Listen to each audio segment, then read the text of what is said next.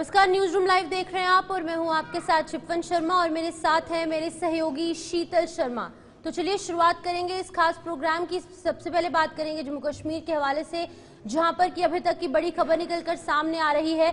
जम्मू कश्मीर में सेना के जवानों का अपहरण जो है वो हो चुका है और इसी बीच में आतंकियों के चंगुल से एक जवान भाग निकला है। आपको बता दें कि इलाके में सेना का सर्च ऑपरेशन अभी भी जारी है और 2020 की बात करेंगे यानी 4 साल पहले भी एक ऐसी ही घटना पेश आई थी। बता दें जम्मू कश्मीर में सेना के जवानों का अपहरण का मामला सामने आया है, जहां पर आतंकवाद को लेकर एक्शन में जो जवान है वो नजर आ रहे हैं, लेकिन इसी बीच आतंकियों के चंगुल से एक जवान जो है वो भाग निकला है और इसी के चलते इन सभी जो यहाँ पर इंफॉर्मेशन प्रोवाइड हुए हैं उसके बाद से जो यहाँ पर जवान है उनके द्वारा सर्च ऑपरेशन जारी किया गया है। और इसी तरीके की घटना 4 साल पहले भी जम्मू कश्मीर में पेश आई थी, जहां पर पुलवामा में 27 सितंबर को जैश ए मोहम्मद के 6 सहयोगियों को भी गिरफ्तार किया गया था। और कुल मिलाकर अगर बात करेंगे तो जम्मू कश्मीर में जो आतंकी हैं उनके खिलाफ जो सेना का ऑपरेशन है वो बदस्तूर जारी है। शीतल, बिल्कुल, और जम्मू कश्मीर में ये घटना सामने आई है जहां पर सेना के जवानों का अपहरण हुआ है और आतंकियों के चंगुल से फिलहाल एक जवान भाग निकला है, लेकिन कुछ और जवान हैं जो अभी भी आतंकियों के चंगुल में फंसे हुए हैं। लेकिन ये बहुत बड़ा मामला है कि इलाके में सेना का सर्च ऑपरेशन फिलहाल लगातार जारी है और पूरे इलाके को इस वक्त सेना ने अपने घेरे में कर लिया है। जितने भी सेना के जवान जो आतंकियों के इस वक्त गिरफ्त में आ चुके हैं उन्हें जल्द से जल्द छुड़ाया जाए। और तस्वीरें भी आपके सामने, जम्मू कश्मीर का मामला जहां पर एक तरफ सेना लगातार आतंकियों का सामना कर रही है और दूसरी तरफ के सेना के जवानों का अपहरण का मामला हैरान करने वाला मामला निकलकर सामने आया है। इसमें फिलहाल एक जवान तो भाग निकला है, लेकिन कुछ और जवान हैं जो अभी भी आतंकियों की गिरफ्त में। 2020 में भी ऐसी घटना हुई थी और ये पुलवामा में 27 सितंबर को जैश ए मोहम्मद के 6 सहयोगी गिरफ्तार हुए थे और उसके बाद एक्शन में सेना नजर आ रही थी। लेकिन यहाँ पर जब इस तरह के हालात फिर से बनते हुए नजर आ रहे हैं तो फिर से सेना ने एक बार पूरे इलाके को अपने घेरे में कर लिया है और चप्पे चप्पे पर छानबीन की जा रही है, ढूंढा जा रहा है ताकि जल्द से जल्द सकुशल उन सभी सेना के जवानों को जो है वापस सुरक्षित घर लाया जाए।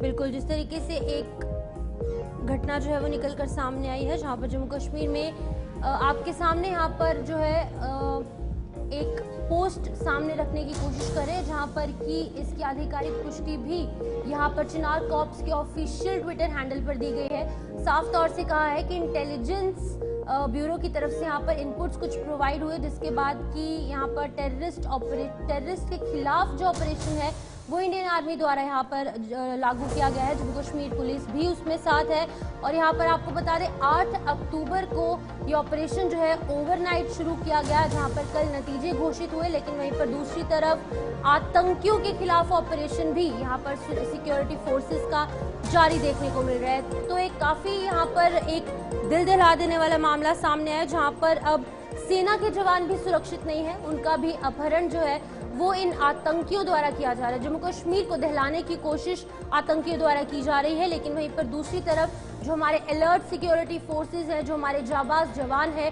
उनके द्वारा लगातार काम किया जा रहा है कि लोगों की सुरक्षा सुनिश्चित की जा सके, साथ ही साथ जो बॉर्डर पर टेंशन का माहौल है उसको शांत किया जा सके और जितने भी जवान हैं या फिर अन्य जो भी सिक्योरिटी एजेंसीज के अधिकारी हैं उनकी भी सुरक्षा जो है वो मुहैया हो सके, सुरक्षा सुनिश्चित हो सके। बिल्कुल, और ये घना जंगल है कोकरनाग का एरिया कश्मीर में जहां पर ये घटना हुई है और उसके बाद ये आधिकारिक तौर पर ये पोस्ट भी आपकी टीवी स्क्रीन पर, जिसमें ये पूरी जानकारी जो है वो सेना की तरफ से जाहिर की गई है कि पूरी घटना क्या है, पूरा मामला क्या है, कितने सारे जवान जो हैं उन्हें अपहरण किया गया है, उनका अपहरण का मामला सामने आया है। हालांकि एक जवान भाग निकला है और उस आधार पर जब जवान वहां से भाग निकला तो उससे पूछताछ भी होगी कि आखिर ये पूरा मामला कैसे हुआ, कितने कुल जवान हैं जो आतंकियों के चंगुल में फंसे हुए हैं, उन्हें कैसे छुड़ाया जा सकता है, उनकी तरफ से क्या रणनीति बनाई जा रही थी जिस वजह से उन्होंने जवानों का अपहरण किया है। ये तमाम चीजें हैं, वक्त थोड़ा लगेगा और वक्त के साथ साथ सेना भी अपनी तरफ से एक रणनीति को तैयार करेगी और उसी के साथ ये कदम आगे बढ़ाएगी, क्योंकि जवानों की सुरक्षा का मामला है और इसको कैसे एहतियात बरतना है, कैसे सुरक्षित तरीके से उन जवानों को छुड़ाना है, वो बड़ा सवाल है। पीर मुजफ्फर इस वक्त हमारे साथ फोन लाइन पर ज्यादा जानकारी के लिए जुड़ चुके हैं। मैं सीधे उन्हीं के पास जाकर उनसे भी जानकारी लेने की कोशिश करेंगे कि आखिर ये मामला हुआ कैसे और अभी की क्या वहां पर स्थितियां बनी हुई है। मुजफ्फर साहब बताइएगा अभी क्या सिचुएशंस हैं और ये घटना घटी कैसे? बिल्कुल, मैं बता दूं जनाब, ये जो घटना घटी है ये कल बड़ी दोपहर का वाक़ा पेश आया है जब टेरिटोरियल आर्मी से वाबस्ता 164 जो बटालियन उससे वाबस्ता कुछ जवान माकूल गश्त पर थे कि जब वो मतलब उनको कुछ इनपुट मिला था इन 3 एरिया में जिसमें वटकश, शेखपुरा और जो ये चित्रपुर एरिया मौजूद है। लेकिन जो हमारे पास इस वक्त ताज़ा तरीन इत्तला है उसके मुताबिक ये टुकड़ियाँ वापस आ रही है, तो इसमें कुछ जो फौजी जवान वो उन्होंने वहाँ पे लापता पाए, जिसमें एक फौजी जवान जो कि टेरिटोरियल आर्मी से बताया जा रहा है जो कि हिलाल अहमद भट्ट जो कि नौगाम शांगस का रहने वाला है, वो फिलहाल मिसिंग है। इसके साथ साथ एक और जवान फयाज अहमद शेख जो कि काफी उससे चोटें आई है उसके शोल्डर में, लेकिन ये इसलिए कि वो पहाड़ी। मुजफ्फर ये बताइए जरा, गन पॉइंट पे इनका अपहरण हुआ है या सो रहे थे, कैसे ये पूरी घटना हुई, क्या कुछ पता लग पाया अभी तक? अभी तक इस हवाले से ऑप्शन पुष्टि नहीं हो रही है। जैसा कि मैं आपको बता दूं जो चिनार को उन्होंने भी इस पे एक ट्वीट किया है, लेकिन अभी तक हम ये नहीं कह सकते हैं कि आया कि इसको अब्डक्ट किया गया है। जैसा कि पहले ये खबर दी जा रही है कि बहुत से सोशल मीडिया हैंडलों पर शायद इनको अब्डक्ट किया गया इस फौजी जवान को, लेकिन फिलहाल इस हवाले से कंप्लीट जो इंफॉर्मेशन या पुष्टि वो नहीं हो रही है। लेकिन देर रात से ही पूरे इस एरिया को सील करके रखा गया है। खासकर अगर हम शेखपुरा पहाड़ की बात करें उसको भी फिलहाल चारों तो जैसा कि प्लानिंग जो है वो सेना की तरफ से तैयार की जा रही है ताकि इनको सुरक्षित ढंग से वापस लाया जाए, और नंबर क्या है सर, कितने जो जवान है वो शामिल है इसमें? बिल्कुल यही कहा जा रहा है कि लगभग 8 से 7 के जवान जी मैं आपको बताऊं तो यहाँ पर ये पहाड़ी है ठीक है। फिलहाल मुजफ्फर आप बने रहिएगा, आपकी आवाज कट रही है और फिलहाल सूत्रों के हवाले से इस वक्त बड़ी खबर आ रही है, ये बड़ी जानकारी आप तक पहुंचाएंगे। दक्षिण कश्मीर से सेना के जवान का शव बरामद हुआ है, बड़ी जानकारी। देखिए अभी तक बात हो रही थी अपहरण की, लेकिन अब फिलहाल दक्षिण कश्मीर से सेना के जवान का शव बरामद किया गया है और ये बेहद ही दुखद मामला इस वक्त निकल कर आ रहा है। ये सूत्रों के हवाले से फिलहाल बड़ी, यह हमारे विश्वसनीय सूत्रों के हवाले से खबर। हालांकि आधिकारिक तौर पर सेना और पुलिस की तरफ से अभी इस पर पुष्टि नहीं की गई है, कोई भी बयान जो है वो सार्वजनिक नहीं किया गया है, लेकिन जो सूत्र बता रहे हैं उसके हवाले से हम आप तक ये खबर पहुंचाने की कोशिश कर रहे हैं, जिसमें एक सेना के जवान का शव बरामद होने की बात बताई जा रही है दक्षिण कश्मीर में। और अब जाकर पता लगेगा कि आखिर पूरा मामला क्या है, किस तरह से इन जवानों का अपहरण किया गया है, और ये एक जवान का शव भी बरामद किया गया है। बिल्कुल आपको बता दें कि अभी तक सूत्रों के हवाले से ही ये जानकारी जो है वो निकलकर सामने आई है, सोर्सेज के हवाले से पता चला है।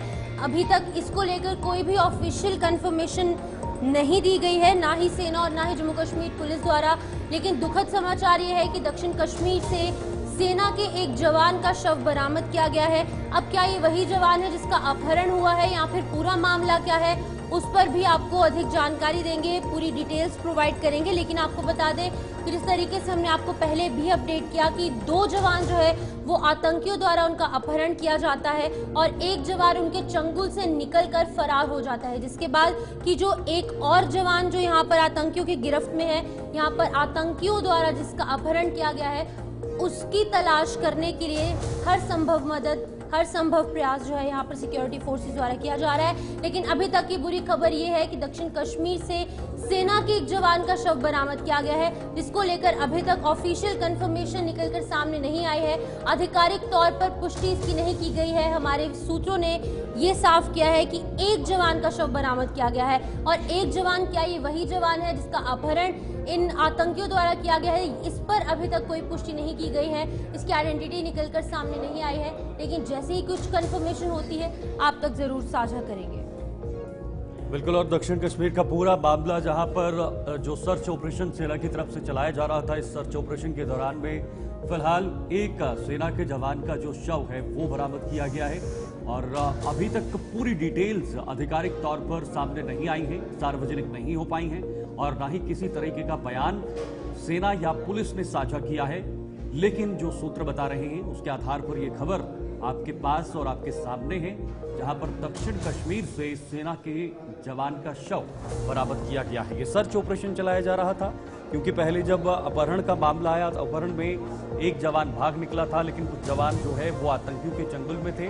लेकिन फिलहाल ये जो शव है ये क्या उन्हीं अपहरण हुए सेना के जवानों में से एक है या फिर कोई दूसरा जवान?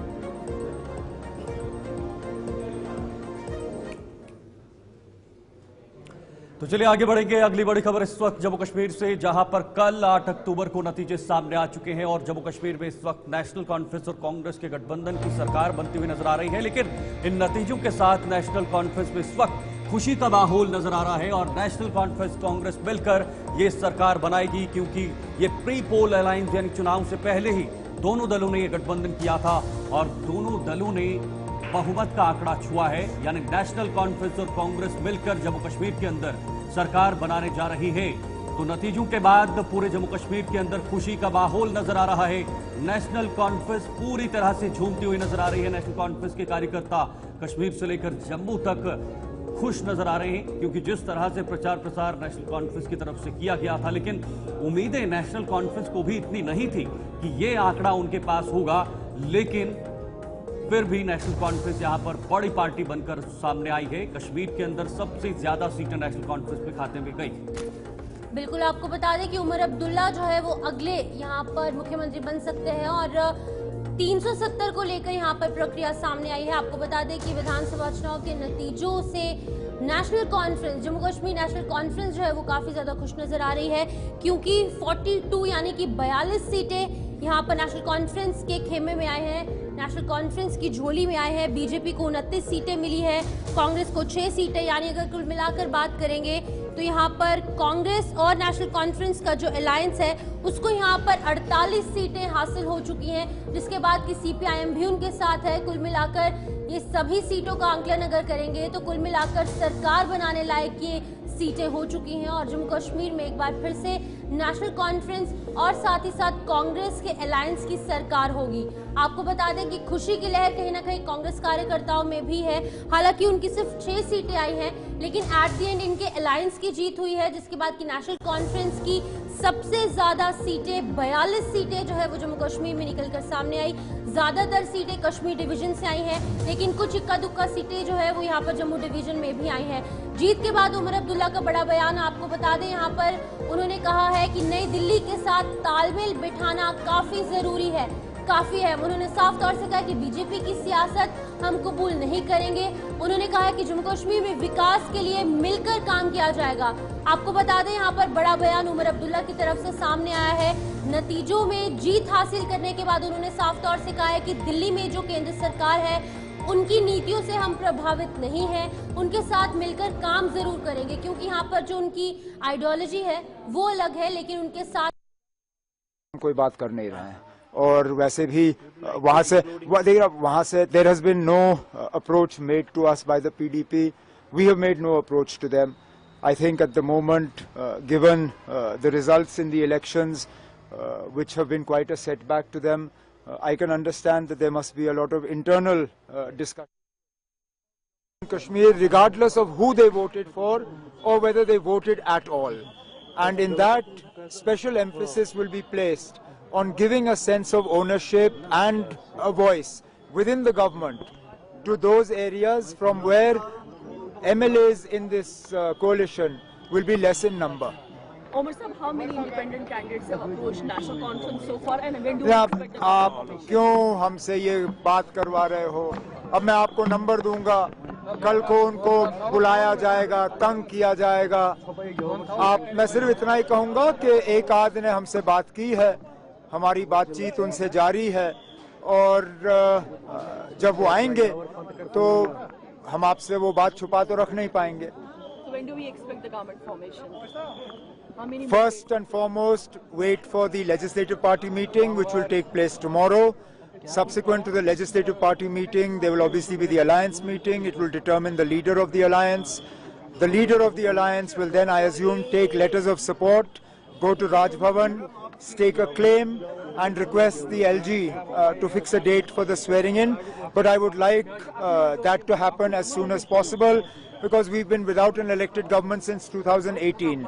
Time has come that we get back to work. So the legislative party meeting will be held tomorrow? Inshallah, tomorrow. So Farooq Saab said that you will be the CM. I am very grateful for the confidence that he has reposed in me.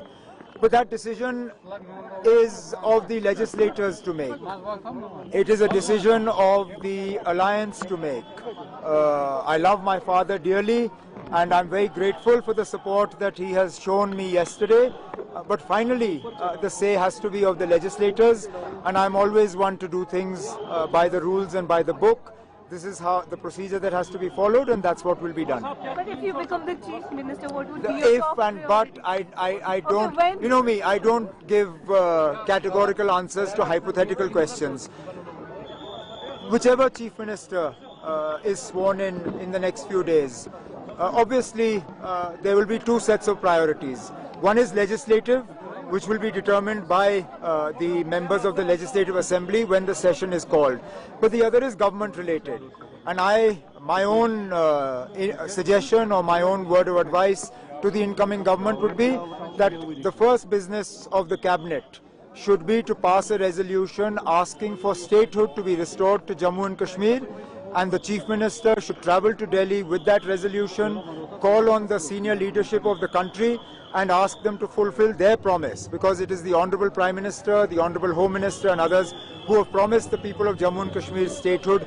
Nowhere did they say that statehood will be restored only to a BJP government, or statehood will be restored only to a government that has BJP members.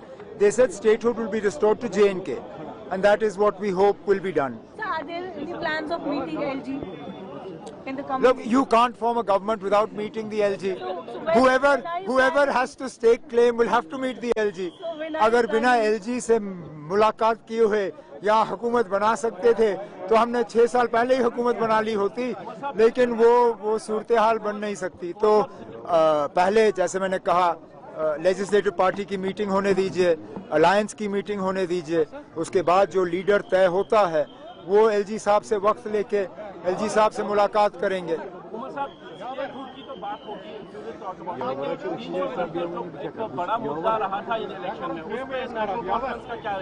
मतलब हमारा सियासी मौक़िफ़ बदलेगा नहीं. हमने कभी ये नहीं कहा कि हम 370 पे खामोश रहेंगे या 370 हमारे लिए अब मुद्दा रहा नहीं, लेकिन हम लोगों को बेवकूफ़ बनाने के लिए भी तैयार नहीं है. मैंने बार बार आप लोगों से कहा है इस इलेक्शन से पहले भी कि उन लोगों से उम्मीद करना जिन लोगों ने 370 हमसे लिया कि हम उन्हीं से वापस हासिल करेंगे, वो बेवकूफ़ी है. वो लोगों को धोखा देने के बराबर है. हम लोगों को धोखा देने के लिए तैयार नहीं है, लेकिन इस मुद्दे को हम जिंदा रखेंगे, इस पे हम बात करते रहेंगे और यह उम्मीद करेंगे कि आज नहीं तो कल मुल्क में हुकूमत बदलेगी, निज़ाम बदल जाएगा. ऐसी हुकूमत आएगी जिसके साथ हम बैठ के इस मुद्दे पे बात कर सकेंगे और कुछ ना कुछ जम्मू कश्मीर के लिए हासिल कर सकेंगे. ये नेशनल कॉन्फ्रेंस की हमेशा से हमारा ये रहा है लाएअमल, और आगे भी यही रहेगा. ओके. तो पूर्व सीएम उमर अब्दुल्ला का बयान आपने सुना. इस वक्त सबसे बड़ी पार्टी बनकर नेशनल कॉन्फ्रेंस, और यहां पर उमर अब्दुल्ला का सीएम बनना तय है. लेकिन जिस तरह से उमर अब्दुल्ला कह रहे हैं कि अब प्रक्रिया होगी आधिकारिक तौर पर, जब एलजी प्रस्ताव रखेंगे उसके बाद ही यह सरकार का गठन होगा. लेकिन उमर अब्दुल्ला के इस बयान में कुछ महत्वपूर्ण बातें भी आपने सुनी होंगी. फिलहाल जम्मू कश्मीर नेशनल कॉन्फ्रेंस ने कितनी सीटें जम्मू कश्मीर के अंदर जीती हैं, आंकड़ा क्या है, नंबर्स क्या रहे हैं, वो आपके सामने है. और जम्मू कश्मीर नेशनल कॉन्फ्रेंस ने 42 सीटें जीती हैं जम्मू कश्मीर के अंदर, और ये बहुत बड़ा आंकड़ा है. साथ ही साथ कांग्रेस से मिलकर ये सरकार बनाने की कवायद भी शुरू हो चुकी है. जेके पीडीपी 3 सीटें जीतकर जो है वो काफी नीचे आ चुकी है. 28 सीटें 2014 में जेके पीडीपी ने जीती थी. शिफन, बिल्कुल, जिस तरीके से आपको बता दें कि यहाँ पर जम्मू कश्मीर अपनी पार्टी को केवल 1 सीट यहाँ पर हासिल हुई है. पीपल्स कॉन्फ्रेंस की बात करेंगे, पीपल्स कॉन्फ्रेंस के खेमे में 1 सीट यहाँ पर सामने आई है. बीजेपी ने 29 सीटें जीती हैं. क्या कुछ आंकड़ा जम्मू कश्मीर में रहा है बीजेपी की? जिस तरीके से हमने बात की 29 सीट्स यानी कि 29 सीटें यहाँ पर बीजेपी की झोली में आई हैं। कुल मिलाकर अगर बात करेंगे तो सबसे ज्यादा बढ़त यहाँ पर नेशनल कॉन्फ्रेंस को हासिल हुई है। किस तरीके के समीकरण रहे हैं वो आपके सामने है। और इंडियन नेशनल कांग्रेस पार्टी को 6 सीटें यहाँ पर हासिल हुई हैं। इन टोटल अगर बात करेंगे तो इंडिया अलायंस को 49 यानी कि 49 सीटें हासिल हुई, जिसमें से 42 सीटें यहाँ पर नेशनल कॉन्फ्रेंस की है, 6 सीटें कांग्रेस की और 1 सीपीआईएम की सीट है, जिसकी वजह से कि अब वो सरकार बनाने के लिए सक्षम हो बिल्कुल। चुके हैं। देखिए शिफन, जेकेपी 0 पर है, एआईपी ने 1 सीट जीती है। जो बताया जा रहा था कि एआईपी एक बेहतर प्रदर्शन कर सकती है, क्योंकि इंजीनियर रशीद जिस तरह से जेल से बाहर आए थे वो इस तरह का प्रदर्शन नहीं कर पाए। अदर्स के खाते में 8 सीटें गई हैं जम्मू कश्मीर के अंदर, और ये सीधा मुख्य मुकाबला बीजेपी और नेशनल कॉन्फ्रेंस के बीच देखा गया है। कश्मीर के अंदर नेशनल कॉन्फ्रेंस बड़ी पार्टी बनकर आई और जम्मू के अंदर बीजेपी सबसे बड़ी पार्टी निकलकर सामने आई। बिल्कुल, आपको बता दें कि हॉट सीट्स के हवाले से बात करेंगे। डोडा विधानसभा सीट में जहां पर महराज मलिक आम आदमी पार्टी से ताल्लुक रखते थे और आम आदमी पार्टी ने इस बार जम्मू कश्मीर में कहीं ना कहीं रिकॉर्ड तोड़ा है, क्योंकि 1 सीट यहां पर आम आदमी पार्टी की झोली में आई है, जहां पर बीजेपी के गजेश सिंह राणा को हार का सामना करना पड़ा। वहीं पर दूसरी तरफ महराज मलिक को जीत हासिल हुई और केवल 1 सीट जो है वो यहाँ पर आम आदमी पार्टी की झोली में आई।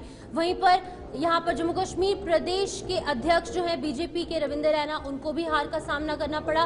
वहीं दूसरी तरफ सुरिंदर चौधरी जो है उनको जीत हासिल हुई। वहीं पर दूसरी तरफ बीजेपी से शगुन परिहार किश्तवाड़ विधानसभा सीट से प्रत्याशी थी, युवा चेहरा थी, महिला थी, काफी ज्यादा यहाँ पर ट्विटर पर बात करें, फेसबुक पर, इंस्टाग्राम पर, सभी सोशल मीडिया साइट्स पर काफी ज्यादा ट्रेंडिंग पर नजर आई। इनको जो है यहाँ पर जीत हासिल हुई। सज्जाद किचलू बहुत बड़ा चेहरा है, कहीं ना कहीं काफी सारे काम कर चुके हैं, एक काफी सीनियर वरिष्ठ नेता हैं, लेकिन उसके बावजूद भी उन्हें कहीं ना कहीं हार का सामना करना पड़ा। शगुन परिहार कहीं ना कहीं आतंकवादियों से पीड़ित एक परिवार से यहाँ पर ताल्लुक रखती है। इनके पिता और इनके चाचा की हत्या आतंकवादियों द्वारा यहाँ पर कर दी गई थी किश्तवाड़ के यहाँ पर चौगान ग्राउंड के पास। और उसी के साथ साथ अगर बात करेंगे तो शगुन परिहार को जीत हासिल हुई है। बहुत बड़ी जीत यहाँ पर ये निकलकर सामने आ रही है। काफी खुशी की लहर पूरे किश्तवाड़ के साथ साथ जम्मू कश्मीर में भी देखने को मिल रही है, क्योंकि काफी हॉट सीट मानी जा रही थी ये शीतल। बिल्कुल सही कहा आपने। और कुछ बड़े चेहरे जीते भी हैं, लेकिन कुछ बड़े चेहरों को हार का सामना भी करना पड़ा है। इस वक्त आपको राजधानी दिल्ली लिए चलते हैं, जहां पर इस वक्त आम आदमी पार्टी की प्रेस कॉन्फ्रेंस हो रही है। तो जब चुनाव हार गए तो प्रयास किया आम आदमी पार्टी को खत्म करो, अरविंद केजरीवाल को खत्म करो, इनके विधायकों को तोड़ो, इनके नेताओं को तोड़ो। उसमें भी फेल हो गए। अब जब जीत नहीं पा रहे हैं तो कह रहे मुख्यमंत्री आवास पे कब्जा कर लो। तो मुख्यमंत्री के आवास पे कब्जा करने की नई लालसा और इच्छा, क्योंकि मुख्यमंत्री तो बना नहीं पाते, 17 साल से चुनाव हार रहे हैं, 27 साल से। 27 साल का वनवास बहुत बड़ा वनवास होता है। 27 साल से भाजपा ही चुनाव हार रहे हैं। तो अब वो मुख्यमंत्री के आवास पे कब्जा करना चाहते हैं। और ये बात मैं क्यों कह रहा हूं? केजरीवाल साहब ने घर खाली कर दिया, उसको लेके इन्होंने दुष्प्रचार फैलाया। ये वो प्रमाण पत्र है जिसमें साफ तौर पे लिखा है कि अरविंद केजरीवाल जी ने घर को खाली कर दिया। मुख्यमंत्री का आवास अरविंद केजरीवाल जी ने खाली कर दिया, ये उसका प्रमाण है, लिख के दिया हुआ है। दूसरी बात, मुख्यमंत्री के तौर पे आतिशी जी को उस आवास में जाना था, तो उन्होंने ये 2 पत्र है जिसके बारे में कहने के बावजूद वो मुख्यमंत्री का आवास आतिशी जी को अलॉट नहीं किया जा रहा है, जो कि दिल्ली के मुख्यमंत्री हैं। तीसरी बात, उन्होंने वहां पर मुख्यमंत्री का कैंप कार्यालय बनाकर मीटिंग शुरू की, तो वो मीटिंग करने के बावजूद वहां के स्टाफ को खाली करा दिया।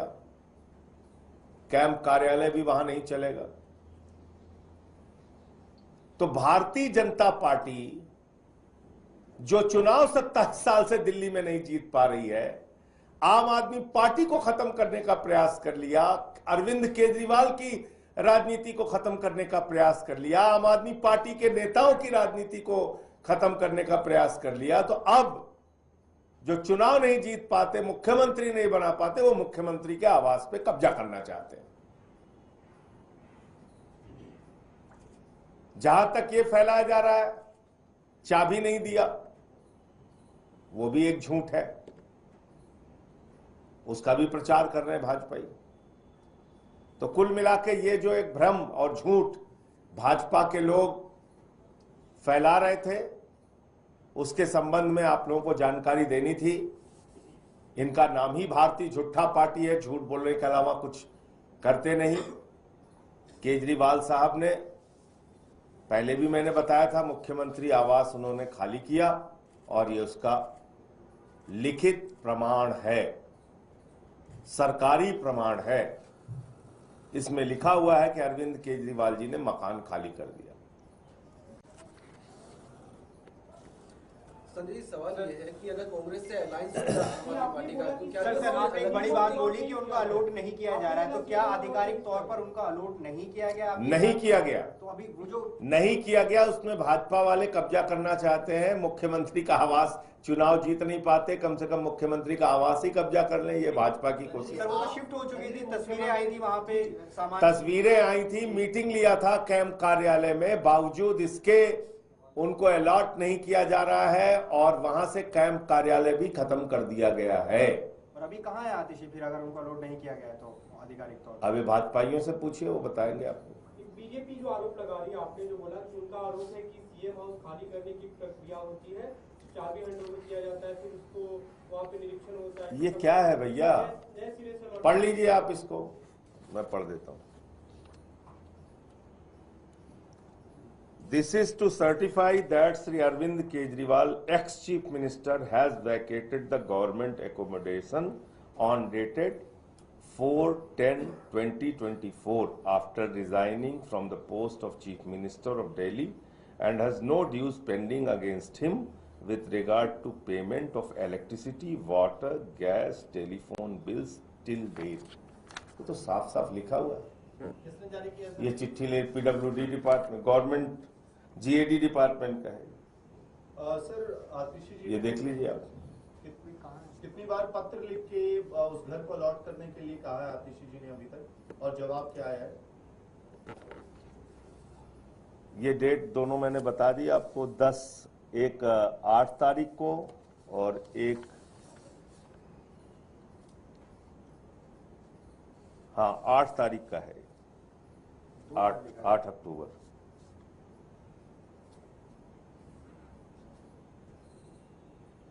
एक पत्र लिखा है, 2 बार लिखा है? नहीं, एक पत्र लिखा है। सर कितनी बार पत्र लिखा है मुख्यमंत्री ने उस ब्लैक स्टाफ को अलॉट करने? तो आप इस वक्त आम आदमी पार्टी के राज्यसभा सांसद संजय सिंह की प्रेस कॉन्फ्रेंस सुन रहे थे और संजय सिंह इस वक्त फिर से उसी मुद्दे पर आ गए हैं। बीजेपी पर जमकर निशाना साधा जा रहा है, बीजेपी पर कटाक्ष किया जा रहा है। हरियाणा में रिकॉर्ड तीसरी बार बीजेपी सरकार बनी हुई है और तीसरी बार बीजेपी सरकार बनाने जा रही है। विजयदशमी पर शपथ लेंगे नायब सिंह सैनी और एक बार फिर से नायब सिंह सैनी मुख्यमंत्री पद की जो है वो कुर्सी संभालेंगे।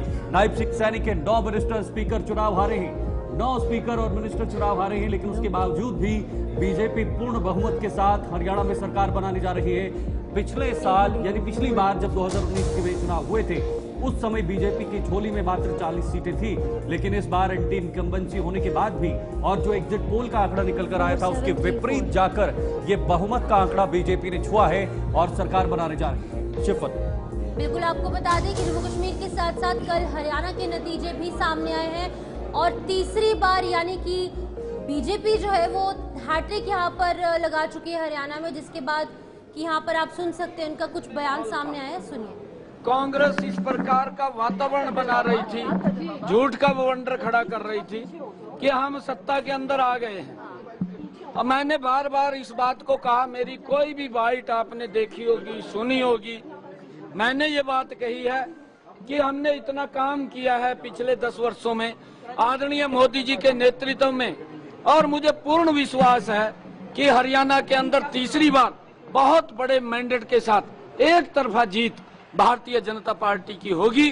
और वो साबित हरियाणा के लोगों ने कर दिया है। वो जो सर्वे की रिपोर्ट थी, उस रिपोर्ट को आप लोगों के सामने है।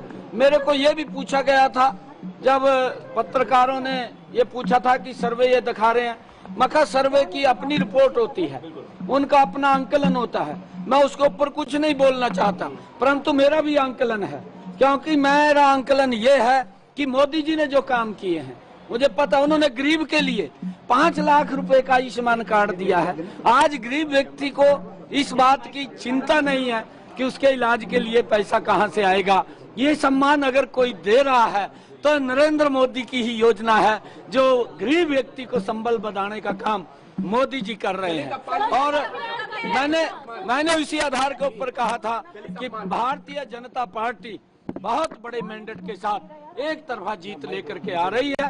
इसका श्रेय पूरा का पूरा अगर जाता है वो मोदी जी को जाता है और कार्यकर्ताओं को जाता है।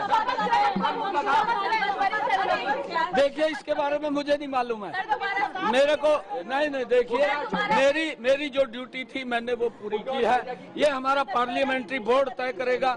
अभी हमारे ऑब्जर्वर भी आएंगे, वो ऑब्जर्वर और मुझे नहीं मालूम है, वो केंद्र तय करेगा, हमारा पार्लियामेंट्री बोर्ड तय करेगा।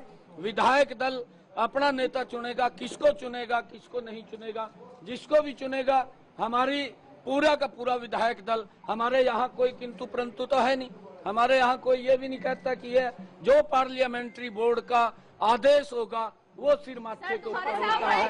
और बैठक कब होगी? वो मैंने कहा है कि केंद्र तय करेगा, हमारे ऑब्जर्वर आएंगे, ऑब्जर्वर उसको जो आएंगे वो तय करेंगे। और जब दायित्व संभालने के लिए तैयार है, जिम्मेदारी नहीं, देखिए मैंने कहा है कि हमारा पार्लियामेंट्री बोर्ड इस बात को तय करता है और पार्लियामेंट्री बोर्ड का फैसला वो अंतिम फैसला है। जो भी फैसला उनका होगा वो सर्वमान्य है।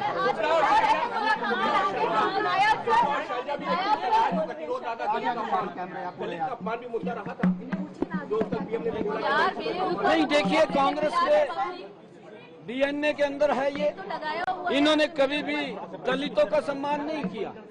दलितों को अपमानित करने का काम ये कांग्रेस पार्टी करती रही है।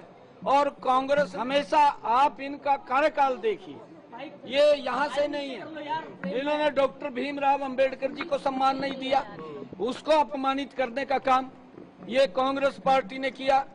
जिस पवित्र संविधान की रचना डॉक्टर भीमराव अंबेडकर जी जो उसके मुखिया थे उन्होंने उसका निर्माण किया, उस पवित्र संविधान को भी अपमानित करने का काम ये कांग्रेस पार्टी कर रही है। इन्होंने पिछले इलेक्शन के अंदर उस पवित्र संविधान की बुक उठा करके किस प्रकार का झूठ वो देश के अंदर बोलने का काम किया। मैं बार बार ये बात कह रहा था, इनका झूठ 3 जगह चला है, एक हिमाचल में चला है, एक कर्नाटक में चला है, एक तेलंगाना में चला है। और अब इनका झूठ बिकने वाला नहीं है। अब इनका झूठ राजस्थान ने ठुकरा दिया है, मध्य प्रदेश ने इनके झूठ को ठुकराया है और छत्तीसगढ़ ने इनके झूठ को ठुकराया है। अब हरियाणा के लोगों ने इनको बाहर का रास्ता दिखा दिया है कि ये झूठ बोलते हैं, इनके पास झूठ से सिवाय कुछ नहीं है।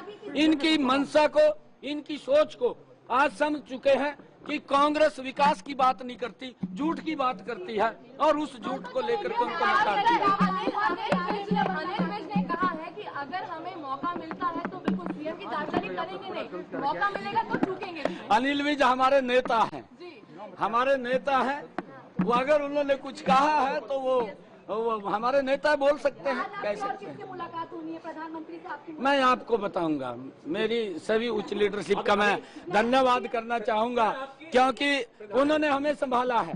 उन्होंने आकर के हरियाणा के अंदर सभी हमारी बड़ी उच्च लीडरशिप ने, चाहे माननीय अमित शाह जी हैं, चाहे आदरणीय जगत प्रकाश नड्डा जी है, आदरणीय ठाकुर राजनाथ सिंह जी है, हमारे धर्मेंद्र प्रधान जी है, हमारे विप्लव कुमार देव जी है, हमारे सुरेंद्र नागर जी है और हमारे सतीश पूनिया जी है। हमारी जो केंद्रीय उच्च लीडरशिप है उन्होंने हमें संभाला है और हमारे इलेक्शन को गति देने का काम उन्होंने किया है और जो मोदी जी की नीतियां हैं उनको एक मजबूती से नीचे तक पहुंचाने का काम किया है। हम सबको मिलकर के उनका धन्यवाद करेंगे।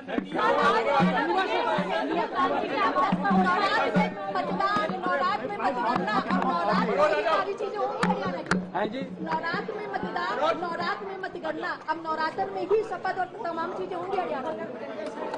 नहीं, देखिए ये विषय नहीं है, ये विषय नहीं है। मैंने कहा है कि हमारा पार्लियामेंट्री बोर्ड उसको तय करेगा, जब भी वो तय करेगा तो हमें जैसा आदेश करेगा।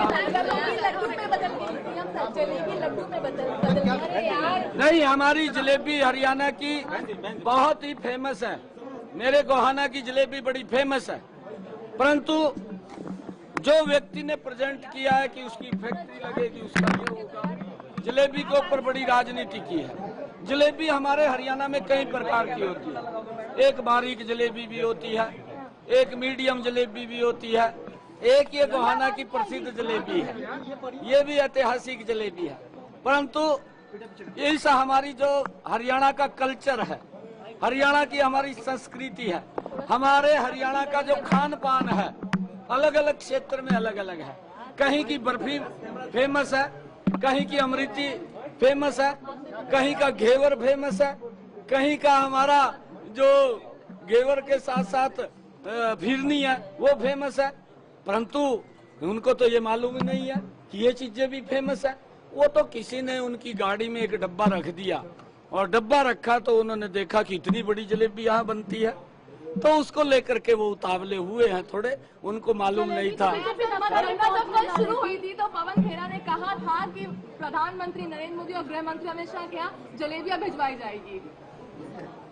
नहीं, क्यों नहीं भिजवाई? उन्होंने भिजवानी चाहिए थी। नहीं, हम भिजवा देंगे पवन खेड़ा के यहाँ, हम भिजवा देंगे। हमारे माननीय अध्यक्ष जी आप जलेबियां पवन खेड़ा के यहाँ और कांग्रेस के यहाँ पहुँचवाइए, जलेबियां जानी चाहिए वहाँ पे। जेजेपी इतनी बुरी तरह क्यों पिट गई, क्या वजह रही? क्षेत्रीय पार्टियां चल नहीं पाई चुनाव में।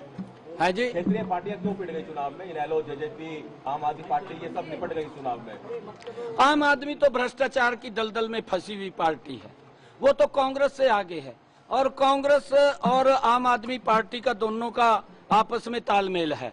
ये तो उनकी सीटों को लेकर के झगड़ा हुआ, नहीं तो लोकसभा में तो दोनों गले मिल गए थे, एक दूसरे को गाली भी देते थे, विधानसभा में भी मिलने वाले थे, और तो सीटों को लेकर के तालमेल नहीं बना क्योंकि लोग समझ चुके हैं कांग्रेस भ्रष्ट है।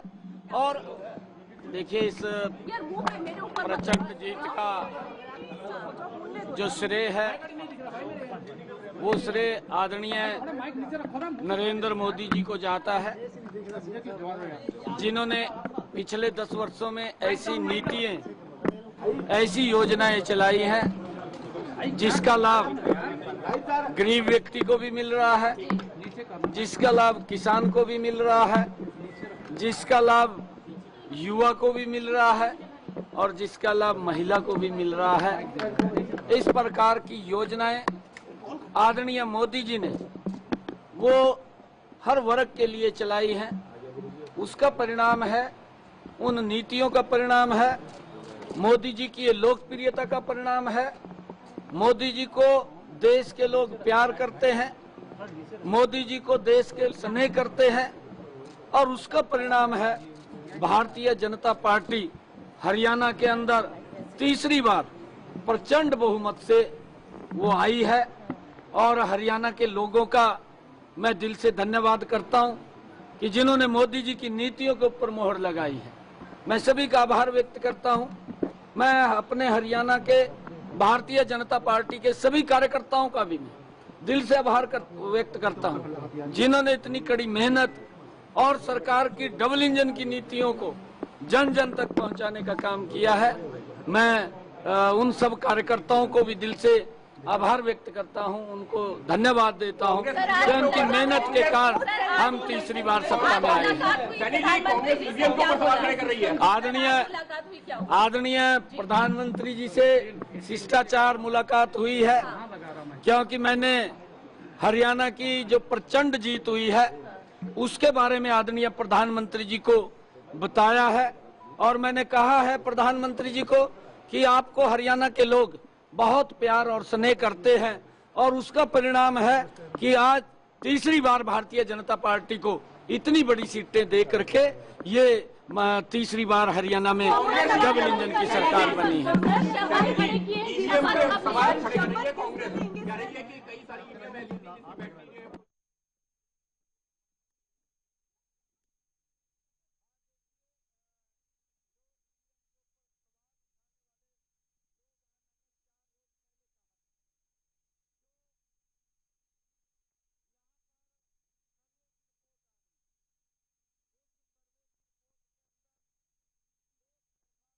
पार्टी को जीत हाथ लगी है। विजयदशमी पर नायब सिंह सैनी फिर से शपथ लेंगे। आपको बता दें कुछ ही समय पहले मुख्यमंत्री को हरियाणा के अंदर बदला गया था, और मनोहर लाल पिछले 10 साल से हरियाणा के मुख्यमंत्री थे।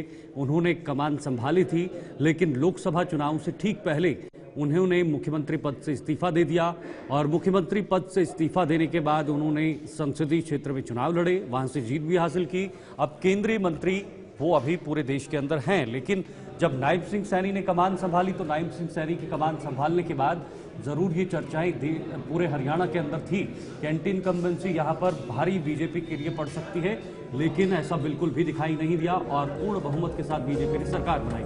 पीएम मोदी से मिलने पहुंचे नायब सिंह सैनी, बड़ी खबर इस वक्त, और पीएम आवास पर नायब सिंह सैनी पहुंचे हुए हैं और वहां पर मुलाकात होगी प्रधानमंत्री मोदी से। हरियाणा की जीत पर पीएम ने बधाई दी है, और कल देर रात भी प्रधानमंत्री मोदी ने हरियाणा की बड़ी जीत को लेकर संबोधन किया था, और फिलहाल एमपी और छत्तीसगढ़ सीएम ने भी बधाई दी है। जो नए नवेले मुख्यमंत्री है पीएम आवास पर पहुंचे नायब सिंह सैनी, जहां प्रधानमंत्री से मुलाकात होगी। शिवम, बिल्कुल आपको बता दें कि हरियाणा में एब्सोल्यूट मेजॉरिटी के साथ अब एक बार फिर से बीजेपी की सरकार बनने जा रही है, जहां पर 48 सीटें जो है वो बीजेपी की झोली में आई हैं, और पीएम आवास पर जो तमाम जो मंत्री हैं, जो कार्यकर्ता हैं, वो यहाँ पर पहुंच रहे हैं। हरियाणा में एक बार फिर से नायब सिंह सैनी जो हैं वो यहाँ पर शपथ ग्रहण करेंगे, और दशहरे के दिन यहाँ पर तीसरी बार बीजेपी की सरकार जो है हरियाणा में बनकर सामने आएगी। और इसी के साथ साथ हरियाणा की जीत पर पीएम ने भी यहाँ पर तमाम जो कार्यकर्ता है, नायब सिंह सैनी है और जितने भी अधिकारी हैं,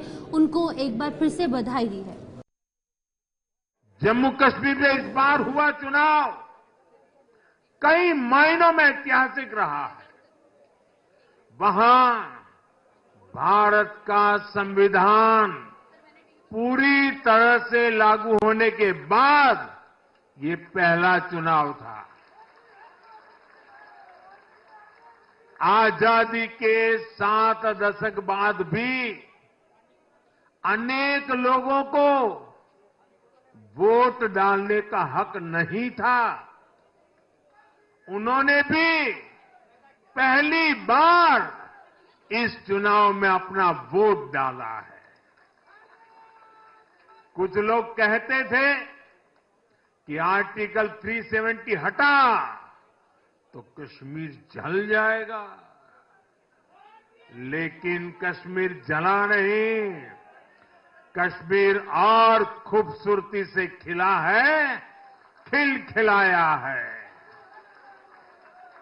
जिस तरह लोगों ने बाहर आकर रिकॉर्ड नंबर में वोट डाले, वो हर हिंदुस्तानी के दिल को खुश करने वाला है।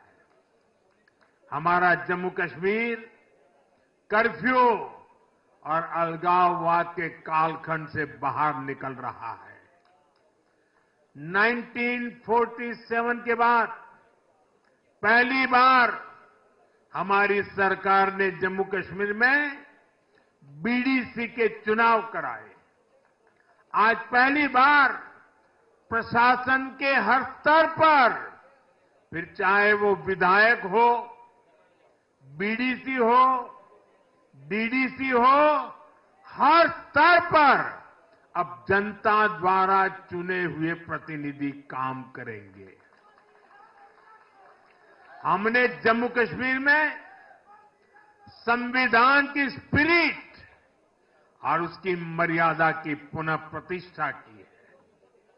बाबा साहब आम्बेडकर को इससे बड़ी श्रद्धांजलि क्या हो। दिवाली मन गई, आज ही हमारे अपनी होली मन गई। मैं आज के इस अवसर पर हमारे अपने भोपाल के जिला अध्यक्ष और हमारे यशस्वी प्रदेश अध्यक्ष माननीय वीडी शर्मा जी, हमारे जिला अध्यक्ष सुमित पचौरी जी, हमारे विधायकगण माननीय रामेश्वर शर्मा जी, भगवान दास सबनानी जी और सारे मित्रों के साथ जो हमारे राष्ट्रीय अध्यक्ष ने एक मंडल तक अपने उत्साह के साथ इस विजय जश्न को मनाने का जो निर्देश जारी किया था, हम सब आतिशबाजी के साथ आज भाजपा की भारी जीत के लिए हरियाणा के जीत नहीं है, वास्तव में सच्चे अर्थों में जो माननीय मोदी जी ने कहा है कि गीता की धरती पे सत्य की जीत हुई है।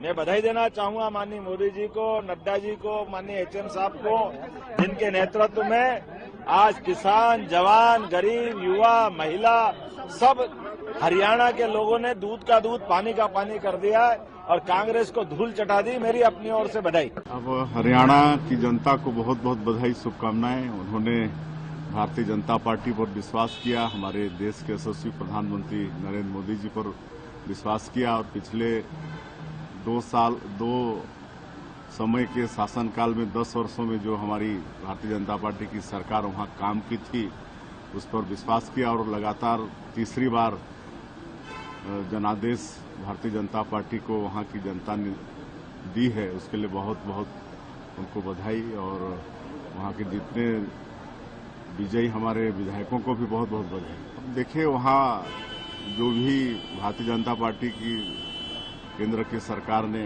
किया है, धारा 370 हटाने का काम, ट्रिपल तलाक बिल पास करने का काम, वहां जो शांति बहाल हुआ है, पहले वहां पर पत्थर फेंकते थे और पहली बार वहां पर चुनाव भयमुक्त और शांतिपूर्वक निपटा है। इसमें भारत सरकार का योगदान है। ये हम लोगों के लिए बड़ी। तो आपने सुना बीजेपी की जीत पर किस तरह से बीजेपी के तमाम दिग्गज नेताओं ने और बीजेपी शासित प्रदेश के जो मुख्यमंत्री हैं उन्होंने भी हरियाणा में तीसरी बार बीजेपी की सरकार बनने पर बधाई दी है, जिसमें छत्तीसगढ़ के मुख्यमंत्री, मध्य प्रदेश के मुख्यमंत्री और साथ ही साथ प्रधानमंत्री मोदी ने भी हरियाणा में पूर्ण बहुमत के साथ सरकार बनाने पर सभी हरियाणा वासियों को बधाई दी, शुभकामनाएं दी। और फिलहाल नायब सिंह सैनी जो अभी बीजेपी की तरफ से उन्हें मुख्यमंत्री बनाया गया था, मनोहर लाल के हटाने के बाद उनको इस पद का जिम्मेदारी दी थी, लेकिन इस जिम्मेदारी को निभाते हुए जरूर कुछ बातें निकलकर सामने आई थी। एग्जिट पोल भी कुछ उल्टा नजर आ रहा था। अभी रिजल्ट आए, नतीजे आए हैं, वो बीजेपी ने पूर्ण बहुमत के साथ यहां पर सरकार बनाने जा रही है। नायब सिंह सैनी एक बार फिर से हरियाणा में मुख्यमंत्री बनने वाले हैं।